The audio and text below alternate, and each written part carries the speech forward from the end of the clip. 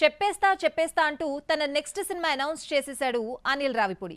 ఈసారి కూడా multi starrer film load చేస్తున్నాడు. 2027 సంక్రాంతిని టార్గెట్ చేస్తున్న ఈ మూవీకి టైటిల్ ఫిక్స్ అయిందా? నందమూరి కళ్యాణ్ రామ్ పట్ల అనిల్ గ్రాటిట్యూడ్ చూపించబోతున్నాడా? బాబాయ్ కన్నా ముందు అబ్బాయితో వెంకీ వర్క్ చేస్తున్నాడా?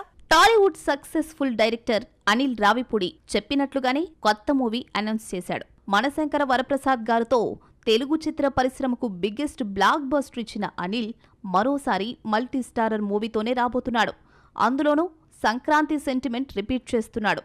F2, F3 మనశంకర్ వరప్రసాద్ గారితో మెగా దగ్గుబాటి హీరోలను కలిపిన star director next Daggubati Nandamuri హీరోలతో 2027 సంక్రాంతిని టార్గెట్ చేస్తున్నాడు. వెంకటేష్తో అనిల్కు ఇది 5th కొలాబరేషన్ కాగా కళ్యాణ్ రామ్తో ఇది 2nd ఫిల్మ్. చెప్పాలంటే అనిల్ రావిపూడి ఈ రేంజ్ సక్సెస్ చూడ్డానికి ఆద్యుడు కళ్యాణ్ రామ్. పటాస్తో అతడికి ఓ ఛాన్స్ ఇవ్వడంతో తానేంటో ప్రూవ్ చేసుకున్నాడు అనిల్. ఈరోజు ఫెయిల్యూర్ లేని డైరెక్టర్గా మారాడు. ఈ విషయాన్ని అనిల్ కూడా మర్చిపోలేదు.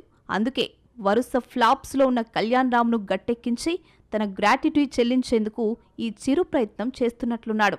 ఇప్పటి వరకు 9 సినిమాలు కంప్లీట్ చేసిన అనిల్కు ఇది 10th film. Megastar Chiranjeevi, Venkatesh కలిసి మనశంకర వరప్రసాద్ గారితో ఫ్యాన్స్కు ఫుల్ ఫీస్ట్ ఇచ్చారు.